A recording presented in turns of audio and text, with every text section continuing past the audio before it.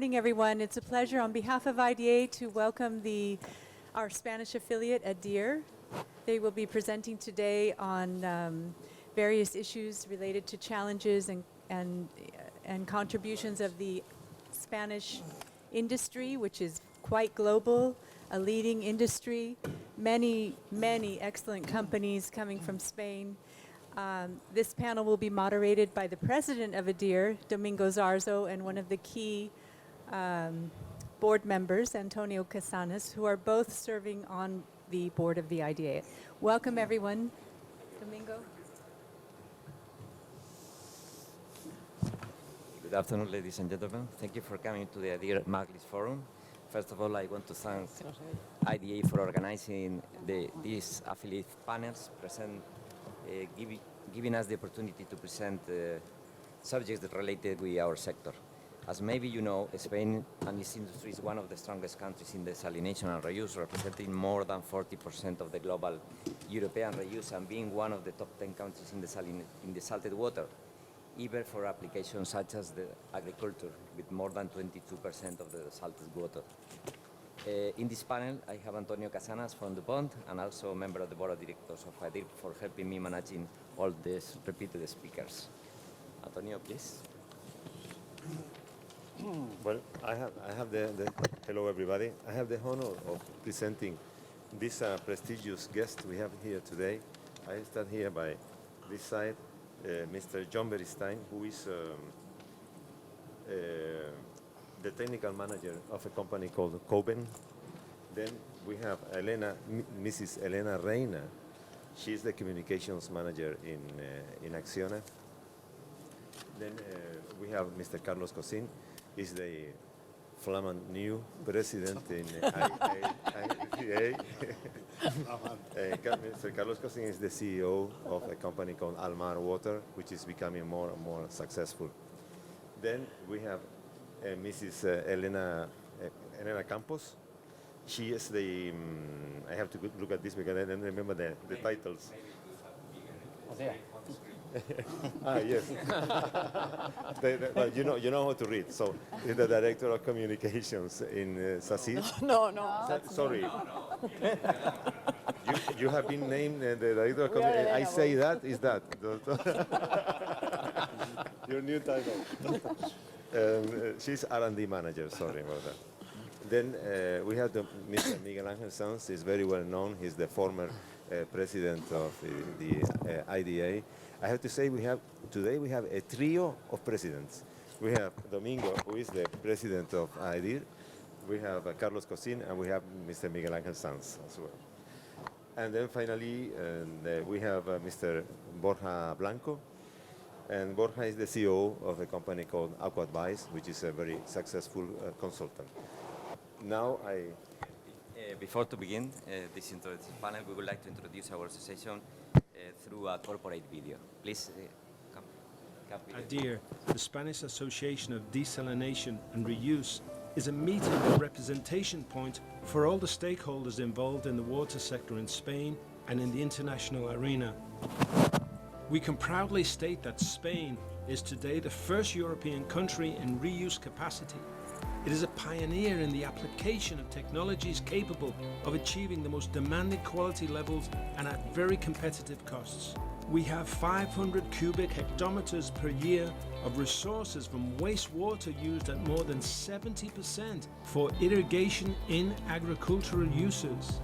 The projections for the near future call for 1,200 cubic hectometers per year, thus increasing its use in municipal services.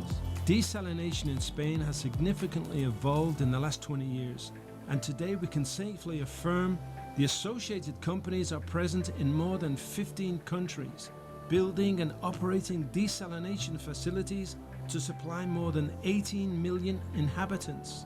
Spain is the first country in Europe and the fifth in the world in the production of desalinated water, with more than 3.2 million cubic meters per day. The 6 most representative companies in the business sector are among the 12 leading companies in the world according to Global Water Intelligence. The know-how accumulated in technology and management and financing of projects reaffirms the Spanish company's image abroad. Throughout these 20 years, the Spanish companies and AEDyR have successfully tackled the internationalization challenge. AEDyR today has managed to position Spain as a world benchmark in water desalination and reuse. And this was made possible through the efforts of its founders who believed in this project, as well as many people who, in their corporate and private capacity, have contributed their efforts to come this long way along these 20 years. AEDyR is clear about its vision of the future with two distinctive challenges: to be a focal point for the exchange of knowledge and the promotion of commercial relations in the water sector, and to be a worldwide technical benchmark in all areas related to desalination and reuse. And as always, from the extremely strong values of leadership, collaboration, commitment, diversity, creativity, stringency and transparency.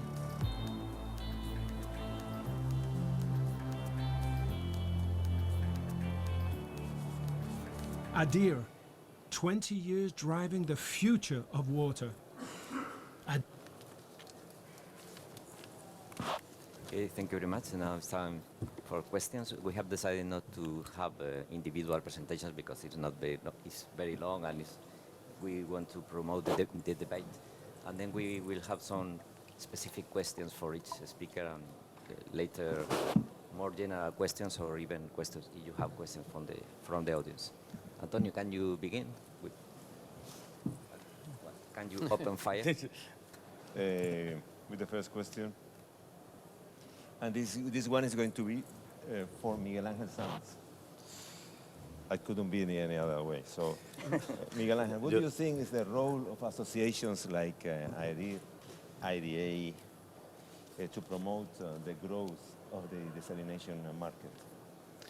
I think not only just to promote the growth of desalination, the market, I think the role of this kind of associations, AEDyR or AEDyR, of all of our affiliates, is just to bring all the stakeholders around the table, around the conference, around the problem, challenging, discussing, helping in giving solution, bringing technical solution from all this industry, try to apply in the best way to be sustainable, more taking into account all the regulation, the local regulation, promote the regulation where there isn't, being active in this kind of both market, especially in the water reuse, which is needing more help just to be developed, especially in several countries, in order to do a common agreement between all of them in a sustainable way. That sustainable way is not only just to be the social aspect and the environmental aspect. It's only how we can find a reasonable price, an affordable price for the people, just to allow this growing. If you don't find this way, the growing doesn't exist. So I think we are a catalyzer of this kind of action, bringing all the stakeholders around the problems. Okay, thank you very much. Thank you. Jumping from president to president, please, Carlos, please tell us which you consider the most difficult challenges for project finance and how you see the future of PPP against some trends or ideas about remunicipalization or renationalization in some countries. Okay. It's difficult in some minutes to explain. No, I think the challenges in the PPP is probably to expand from the desal, which nowadays is nearly 50-60% of the contracting model against the EPC, which has demonstrated a very great evolution. At the beginning of this century, just remind that no one single project was contracted in desal except in the small project in Cyprus, Limassol and Larnaca. But after that has been facing a tremendous growth. Okay. Are we going to expand this experience to any other alternatives apart of the desal and reuse? This is probably one of the challenges because I think the model to give the level of warranties and structuring the bankability of this project is a little bit different. Especially when we have not still a framework of regulation in the reuse in Europe and in the majority of the countries. For me, this is one of the big challenges. And regarding the second question, which I think is very confused, and from political point of view, I think they try to confuse even more to the citizens when they talk about remunicipality of the assets, okay? Then I think that they are not sending a clear messages what this does means, but there is a perfect examples that how the combination of private and public organizations can work together for the benefit of the citizens, for the benefit of the tariff, and for the benefit of the quality, okay? Then they try to be confused and confuse the citizens that the municipality is to put the water at the service of private companies, which is not. There are many models that can be mixed, can be just private, but always in upstreams, not in downstreams. Then I think that probably we have still many homework internally to do and to educate what is exactly the meaning and try to avoid this confusion that came in. The majority came, as you know, for the populist parties that they want to be the heroes to defend the citizen, and it's not true. That's the second challenge. The following question is from Borja, who is beside me.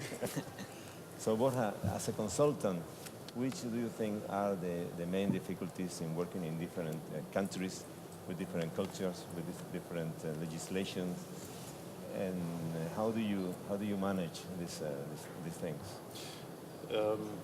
I don't think it's just as a consultant, but I think it's in general. We have countries like Spain and Israel and a few others that were pioneers in developing the technology and the solution, which is obviously non-conventional. But that was years ago.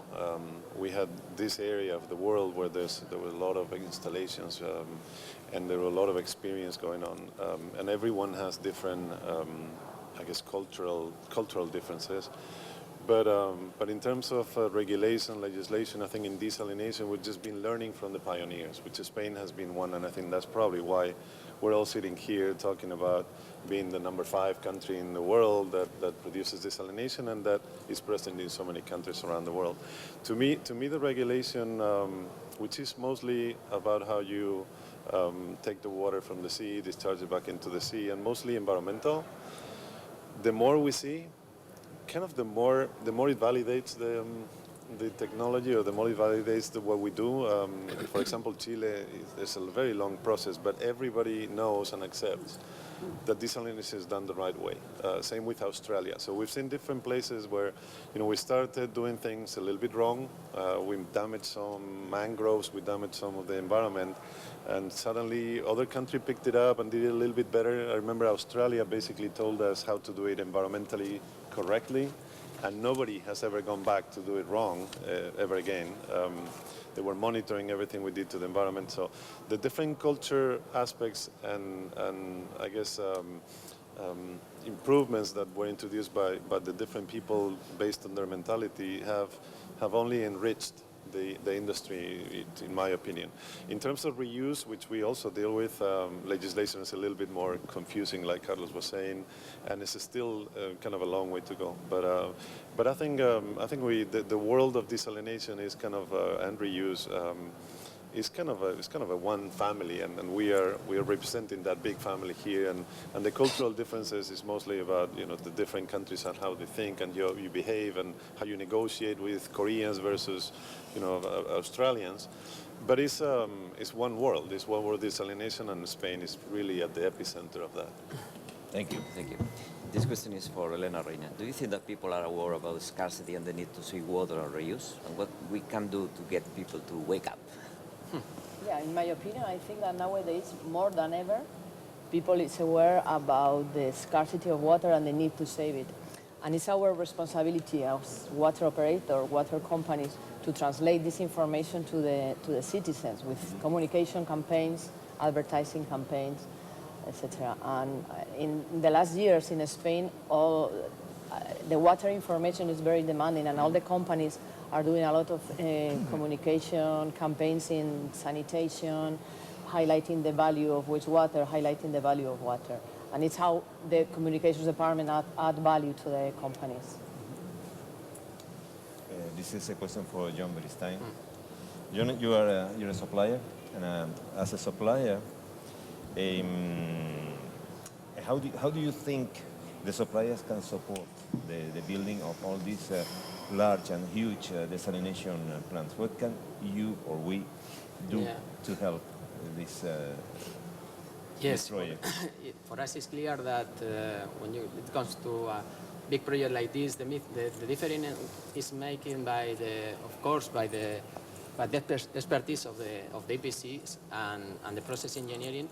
But not only that, it's clear that depending on the level of the suppliers, there is a big difference in how the lifetime of the plant is going to go in the years ahead. And for that, the level of the suppliers, and not only that, at the end of the day, we have to follow the specification that the consultants, that the engineers companies are indicating in the specs, and that makes that frequently we see things that maybe can be doing better in order to improve not only the efficiency, but also the operation and the lifetime of the plant. But, at the end of the day, there is a budget, there is a specification. We all want to pass the technical evaluation and at the end of the day reach the price. We have been talking here about the price level that the water is reaching right now in diesel. That is amazing.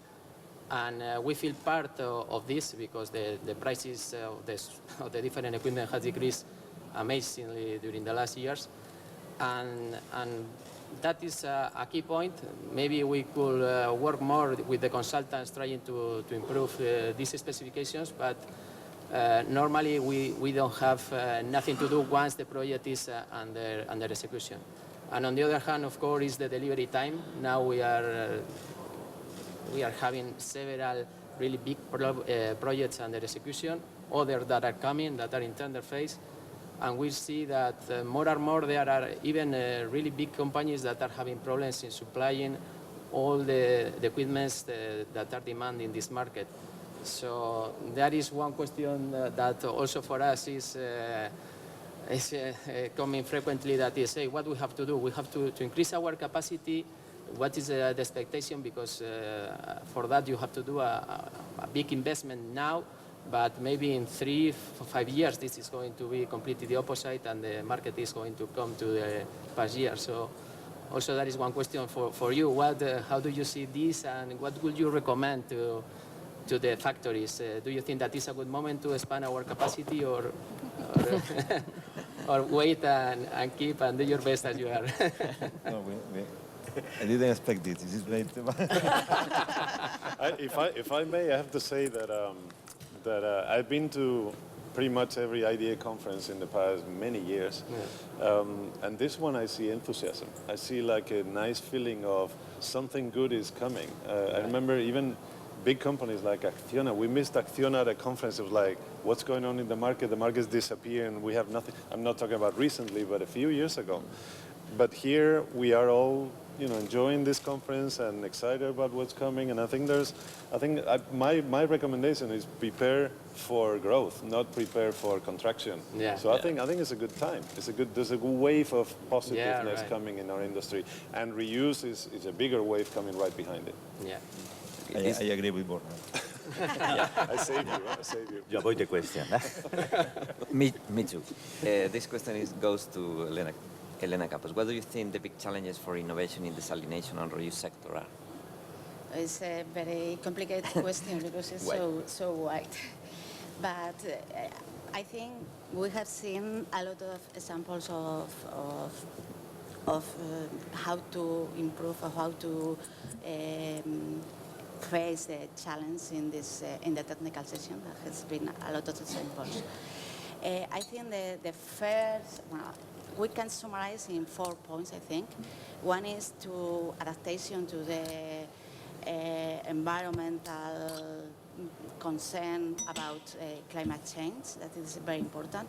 So all the reduction of energy or hybridization or coupling with renewable energies, I think it's very, very important, and I think we have to work in this area.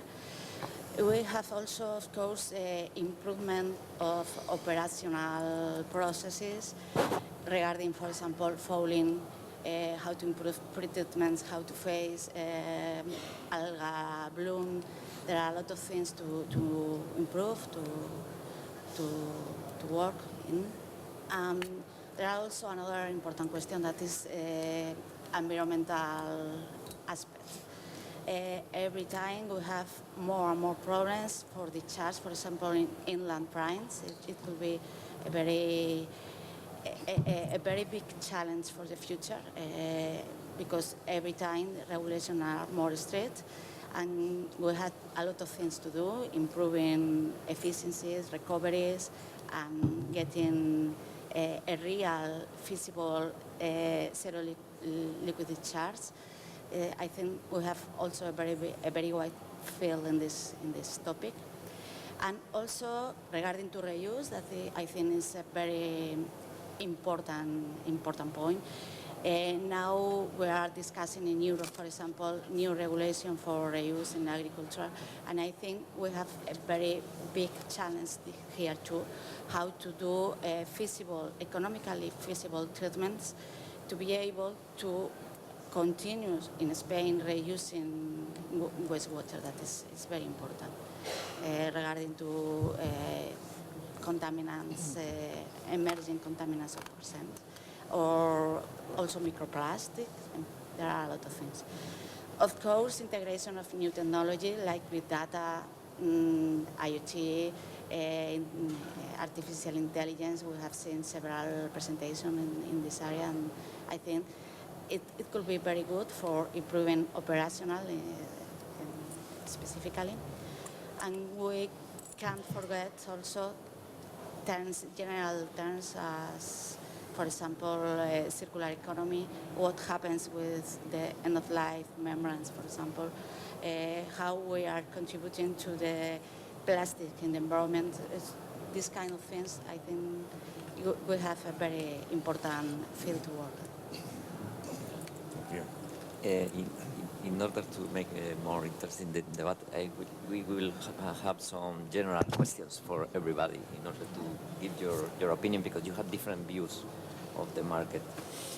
Do you think that we will normalize the use of reused water for drinking water, and this will be accepted by the citizens? For example, in Spain, is forbidden by the law, which is a rarity, but is. What do you think? Okay, I'll start.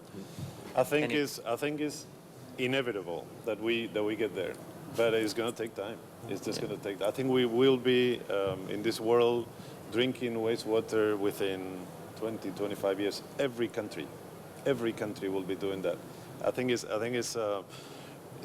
not only a waste. It's kind of like an obligation, and we're talking about recycling everything, circular economy, all these different things. And we know that technologically it's resolved. We know that we can do everything we can with water. We know that, the molecules of hydrogen, like the lady in the opening told us, have been here since the Big Bang. So we don't create water. We cannot create water. We just recycle it. We use it again. We clean it up. And we're more and more every day in this planet. So I think it's definitely going to happen. I don't know if I'll see it, but I think I hope to see it. But I think, and every chance I have to drink a bottle in Singapore or go somewhere, I'll do it. I'll do it immediately, because I think it's the future. So I think it's coming. Just don't know when. Yeah, I think I agree with Borja in principles, but I think this is not our priority now. Which we have still the dominant consumptions coming from irrigation and industrial with the 95%. I think that first, let's go to concentrate for those uses, because the other for sure will come. There is now examples in POV, there is examples in Namibia, but I think it has not been our priority. Probably we have to start now for indirect potable drinking water in recharging aquifers and this kind of thing for the future generations.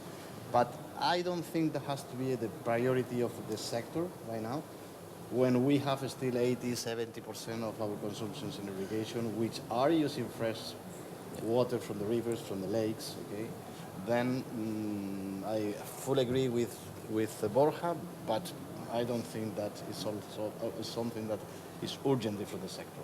I agree, because today we are reusing the water. We are drinking the water is coming from the river, which previously was wastewater. So that's a fact. When I started to work in the 36 years ago, I was starting just to hear the more progress were coming from California or Orange County Water Factory 21.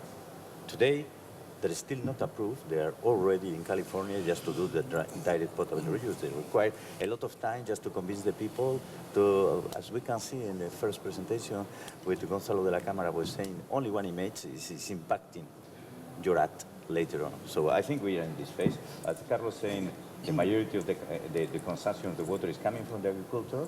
It's over 75%, 20% from the industry, and finally 5% could be from the drinking potable reuse. So it's a driver, it's a technological driver. That's good to develop our technology, but it's not the main driver. I think the main driver is the industry and the agriculture because it's easier to do and it's more demanded. No, just talking about that as well, I have to say that the nature, what we are doing, or what we have to do from now is helping the nature, because the nature by itself, it has been doing that since the human being is on Earth. We have the same water all the time. And I have to say that countries like Singapore or Namibia, they are already doing it without any problem.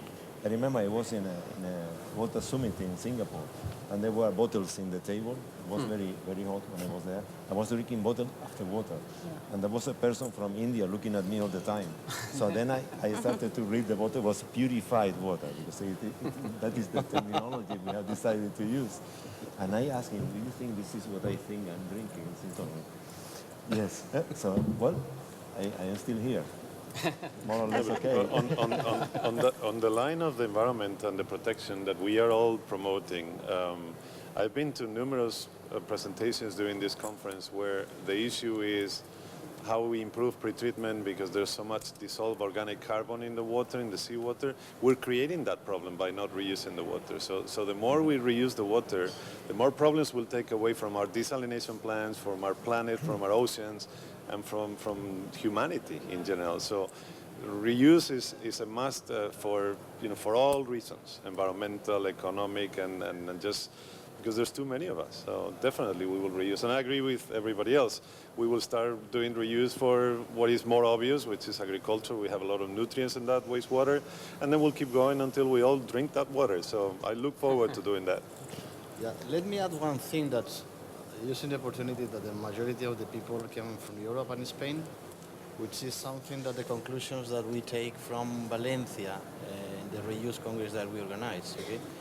That we are losing the fight in Europe for the regulation adaptable for what the southern countries in Europe needs, okay? At the end is fully dominated by the Germans, and I don't think that we have to accept what they are doing. Then I encourage the people here, and in your normal day, if you have a relationship with the potential people who are in Brussels negotiating and the ministry, that try to do the efforts to understand that the situation in southern countries is different and reuse is a must, which is completely different the situation in the northern countries that they don't need the reuse because they have flows overpass of the needs.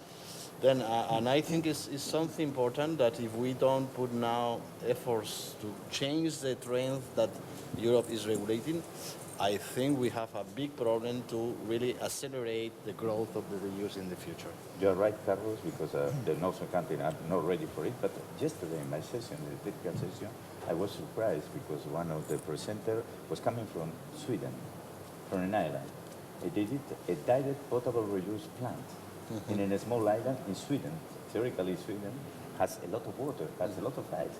No, they are doing it. The only thing that, and they are doing the promotion using the princess, because they start just to promote it into the TV, was in the opening of this plant, because they need this help just to explain to the population why they are doing it. So it's true.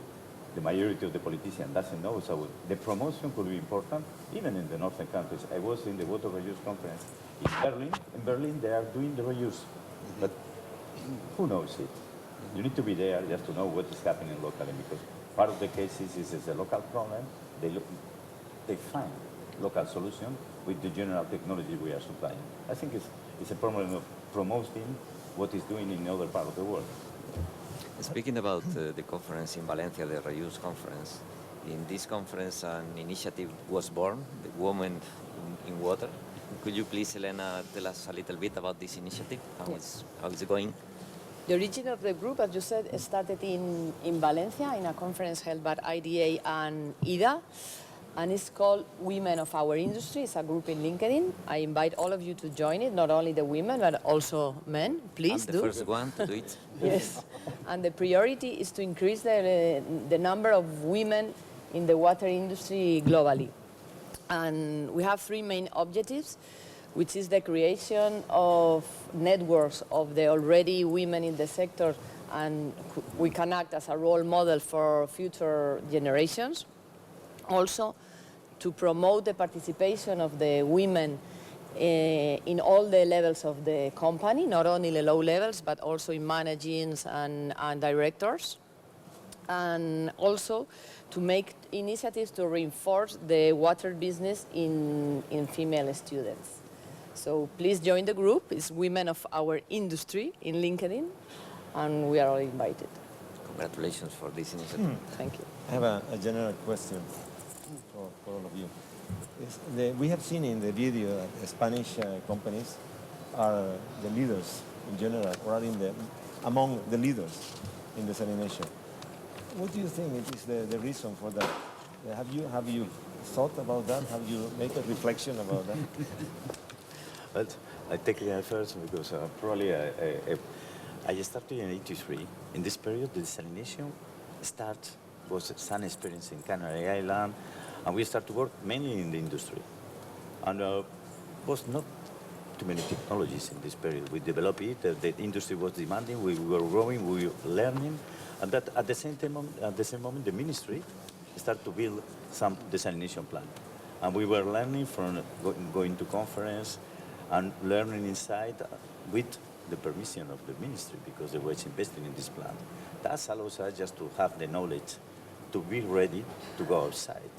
I think it's one of the countries, as well as Israel, that was learning alone. But later on, we had the opportunity just to learn inside and to create a business. And that's the reason we start to go out. Even I'm working in a French company, I was one of the first just to go out. And it was compared with the difficulties of the Spanish market. The international market was more rational. When you are doing something well, at a rational price, you sell. So that, I think, is one of the success of all the Spanish companies, looking the equilibrium between the rationality, practical experience coming inside, but exporting it outside. Yeah. Let me share one funny history about this, okay? Because when we began at the 2000, 2005, no, even before in the 90s, I was working for an American company, US Filter, and it was in the time that all the big AEDyR plant was built in Spain. And we have an association in Spain with all the big contractors meet once a month, okay?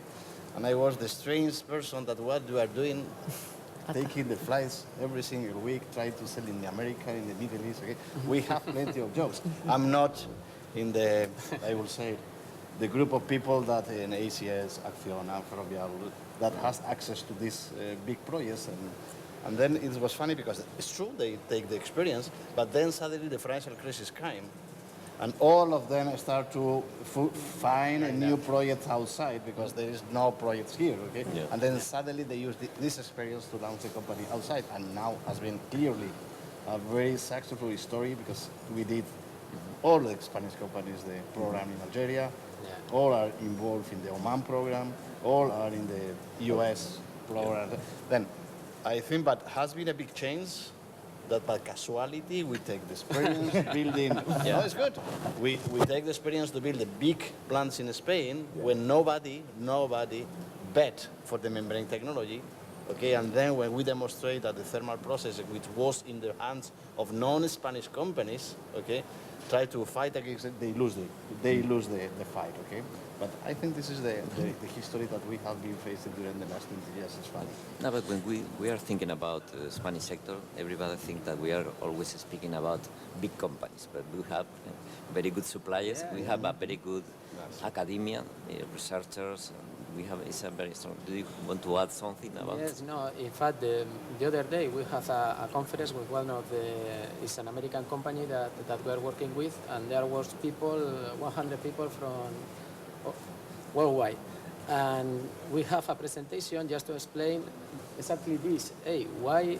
From Spain, not only DPCs, but also several suppliers. If you see here the booth, there are a lot of medium-sized companies from Spain that they are supplying their equipments all over the world, and it's because we have followed you. And wherever you have gone, we have, hey, we have to open an office, a factory or something, following you and trying to serving you as better as possible. And that also has opened us as you have got the references, we also got the references here in Spain, and now we are supplying everywhere, not only to the Spanish CPC, but the international constructor. And that has been amazing, yes. And also in terms of communication, our experience in Spain is very value in Latin America, for example. All the communication that we have done in the desalination market is very value in Chile, where they are demanding a lot of information about communication. So also, yeah, the Spanish experience is very well valued.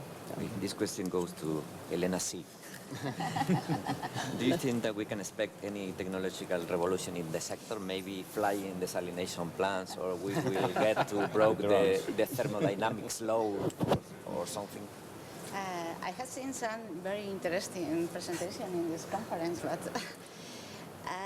I think we can expect more small step-by-step improvements, that it could be probably more probable. But there was some very interesting technologies, like, for example, I saw yesterday one with microbial desalination cells, that it was producing the electricity that they need the desalination process by electrodialysis. We have to go step by step, increasing the improvements, the efficiencies of every of the process that we compound the typical, the normal desalination process. Efficiency of pumps, efficiencies of our energy recovery device, more efficient membranes. I think we are going with this path, no problem. In line with that, I have a sorry. Some about members. Sure. A general question to all of you. Since we started with this, the prices have been. We have seen the prices how they have been reduced. And we are still in that line as well of reducing the prices of desalination. Where do you see the limit, if there is a limit? I guess there must be a limit. I think it is, in fact, alone just to take this decision, it's like the energy consumption. We are discussing from several decades what is the energy consumption. Now we are very close to the asymptotic limit, to the limit of the thermodynamics. I think the water price we have today, and we can see, we are in an asymptotic way, because you have the operating cost, there is not breakthrough technology, so this is the existing technology. We are only in a slight innovation, so we are in a very asymptotic winning way. The only thing we need to reduce is what is the cost of the electricity we are paying, because it's still 40%, 30%, 45% of the tariff. You can reduce the chemicals slightly, you can reduce the investment, but the CapEx is not the driver. The staff you can optimize, but it's only in a small portion. So I think the energy is one of the field, but it is not a revolution of the price. So we are arriving just to be a commodity, like the drinking water plants, conventional. You are still doing the same, and I think we are. This technology, the innovation will come not from the capex, from the investment, as we have seen in the last 3 or 4 decades. I think the next target is just to improve the operation, is to think in the services, in the operation and maintenance, just to do something more stable, reducing slightly the price, but giving the confidence to the population. We are giving the services either from the industry. And in this case, it's ready just for the next stage, just to go for the direct or indirect potable reuse, giving the confiance and being more safe plants. Carlos, do you want to add some? Yeah, yeah. I think I am very disappointed about this pressure that Christopher is putting in the sector to reduce lower than 40 cents. I think it's completely absurd. It's completely out of the reality. And I've been with Acciona participated in Shukai, but also in Rabic. When we know how is the level of risk that we are assuming with the lower incomes and warranties in the level of returns, level of operational maintenance and margins from the EPC, because it has been a very open consortium with open costs and all the consortium is taking the decisions to win. And then I can say that these projects are reaching the more lower level for the risk that we are assuming. I don't think now, if we have not any incremental advantage in technology, as Elena said, that can be reflected, we can reduce. Then for me, the only way is that really we can find a disruptive technology that can be applied, as we face when we change from the membranes to the thermal process or the thermal process to the membranes. But with the big scale effect, with all the technologies introduced, with a mature technology that I think now has achieved, with experience in the operation and maintenance that we have that has been already applied to the model systems, with the liquidity in the market that we have now, I cannot reveal what is the interest of the returns of the debt that we are bringing from the Japanese, but it's crazy. Then I don't think really that we have a room to improve. Impossible. Let's go to see what happened with these big two projects from DIWA and from the coming in Saudi. But probably we are assisting again and to replicate what has happened in Oman, which was a big mistake for the sector, because they are not at that time there was not project enough for all the players. Now we have plenty of projects, and you are assisting now a new diversification of the activity of the majority of the companies. And in this Congress, I already received the feedback that I'm not interested at all to continue in the mega projects. Yeah. There is still room in other areas to manage. And I think it's a big mistake that first Christopher, which is the first promoter, and is convincing that who is the next one to put in front of the Sheikh the gold medal, okay? If it is WEC, if it is DIWA, if it is Oman Power, I think it's a big mistake. They have the right to do it, but let's go to see how we really concluded after 2 or 3 years. Let's go to see what has happened. Okay, that's my personal. Just like comment. I think the majority of the companies they are participating in, they need to put pragmatic, because now it's a competition between cities, countries, who is reaching the lowest price.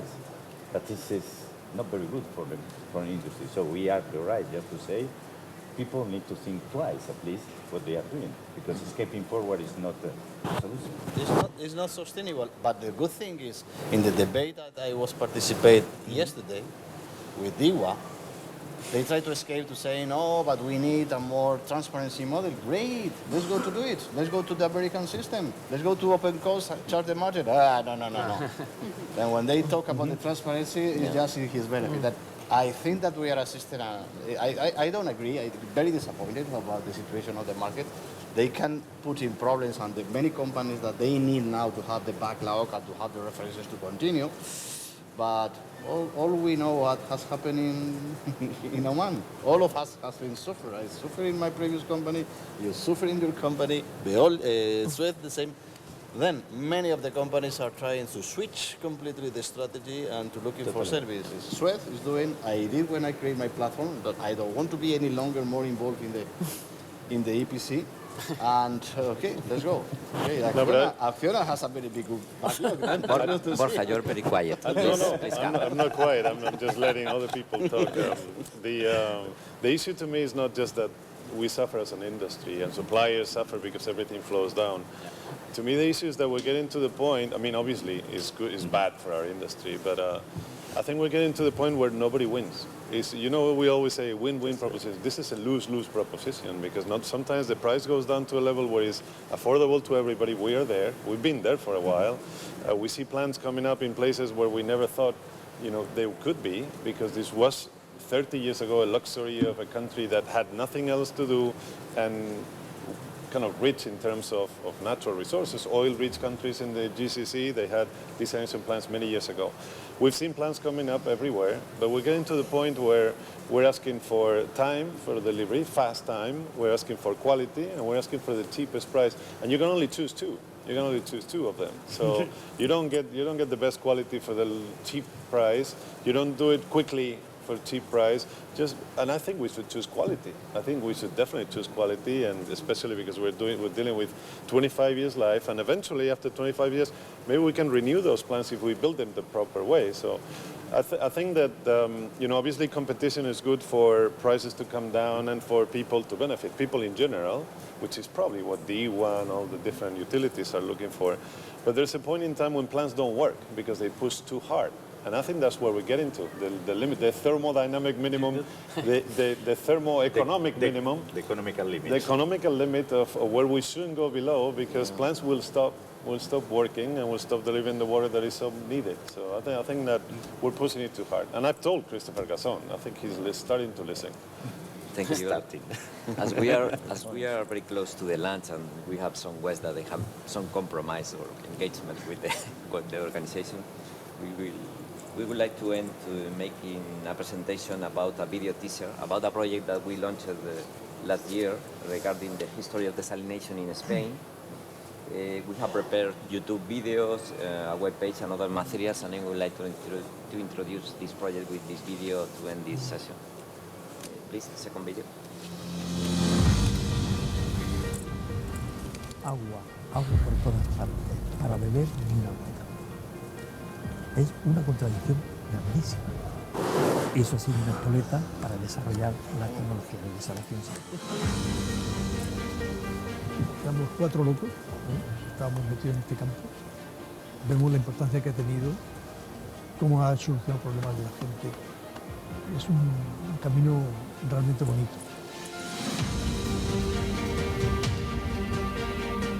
Como siempre se ha perseguido el producir agua con el menor consumo energético, eso hace que se cambie de tecnología y se llegue a la ósmosis.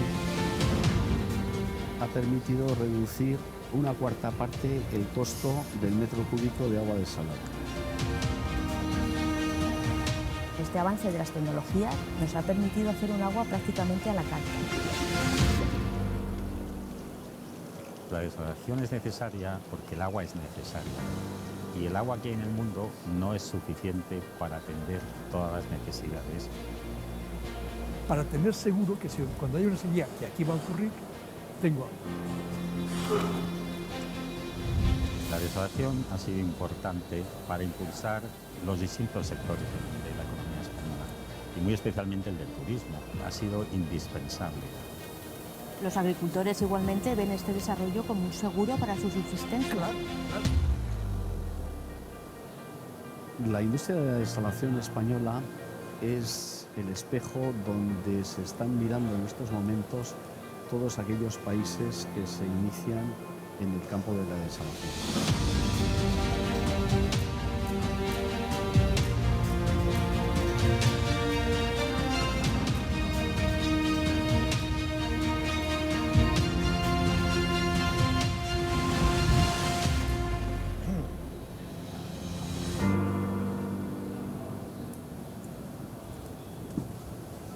Next in Netflix and other platforms. Okay, you want to end with 20 seconds remarks, or do you want to send any messages to the audience? Is your final opportunity. Can you start? Well, now just for ending, saying that that we think that the Spanish companies, and not only the EPC, also the suppliers, we are in a leading position right now, and of course, as always, there is competition everywhere. So we have to keep like we are doing now, well, pushing hard, growing in the internationalization. As Borja has said, there are countries that we are working now that it was impossible to think about that maybe 20 years ago, and for sure that there are going to be things that are going to be done in the next future that in some years we are going to see that also. That was amazing. Maybe talking about new technologies, things that now are under development, as we have been seeing different presentations during these days, that now are a promise technology that maybe is going to be something crystal real in the next midterm. We will see. Okay, just for me, I think all of us are very proud that what we have done, and you can go every point of the planet and you have always a Spanish company doing, and it's funny because the market is that you are replicating again the empire of the 15th century now with the desal, which I think is very proud. Then we have still one point that if we try to be self-criticize is what I mentioned many times in this Congress is that we have to start the Spanish companies to change the concept of the R&D.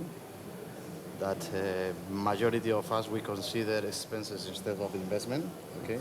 And we are in the sector in the lowest rate of investment in comparison with the level of revenues.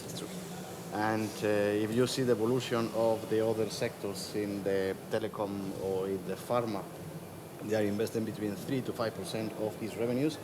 And a draft figure that I share with many of you during this session is that we have spending no more than 500 million in total in the globe, in all the companies, over the 600 billion revenues a year of capex invested, which is less than 0.1%, which is nothing.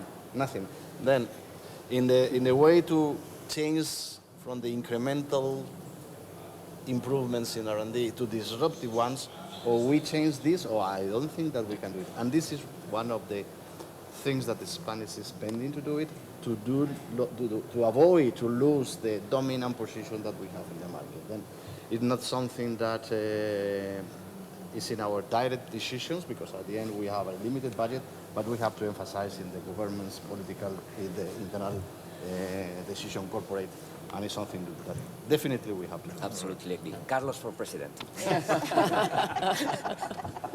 Elena. I completely agree with you. Of course, one of the more important constraints that we have to face every day, so it's completely, it's a fact, it's a real fact. So I think, in any case, we have a very amazing future, and we have a lot of things to do. We had to face with investment, but we can use also the but existing effort from universities or for public investigation or research centers in order to get some improvements that we could apply to the designation process. If I'm looking back what my first AEDyR conference was in the year 87 in Cannes. It was around 300 people. I remember we were only 3 or 4 Spaniards there. Today it's totally different. We are progressing a lot. We are actors. We are doing a lot of things. We are looking for the future. The majority of it, we are not in the Spanish market. We are in a global market, so independent where are coming the companies. But I take the point as Carlos is saying, because I think it's a critical point. We need something just to change it. You need innovation. You need to be the difference. Otherwise, you are dead. We are attending a changing of market today. I don't say crisis. It's a changing of market. It's changing the business model. It's changing the way we are doing it. We need to invest more just to face this situation. And this fully agree with what Carlos is saying in the companies, because even in our own company, we are attending to 2 different ways just to look what is the innovation. The traditional way was in Spain. It was the French way, compared with the former G Water, now Water Solutions, were spending 10 times more than us in this kind of thing. They have no product. They are facing the market in another way. I think it's one of the ways just to do it. Increasing the investment in innovation, but not in the same way we are doing today. Fully agree. One by one, you've been saying everything I wanted to say, so not much to add. That's what happens when you're last. But yeah, it's a tremendous history, and we should be proud of what has been done in Spain. And to the point where we go to the board of directors of AEDyR with 30 members and they say we're the Spanish mafia because there's too many of us, or there's too many Spanish-speaking people, not only from Spain. But obviously we're not a mafia, we just worked our way here. There was a little bit of support from the Spanish government many years ago when they were basically promoting projects and supporting Spanish companies and Spanish technology. But I think it's absolutely remarkable and it's something that we should be proud of. And I agree, there's a future ahead of us, which is pretty bright, I hope. Well, my closing remark is that I want to express my feeling. It's a kind of emotion I feel after watching these videos that I have been part of that history. And all of us, we have been part of that history as well. I hope we will continue with this mood. And I thank you very much for having come here, having participated with us of this so nice experience, in my opinion. Thank you very much. Thank you. And let's go to the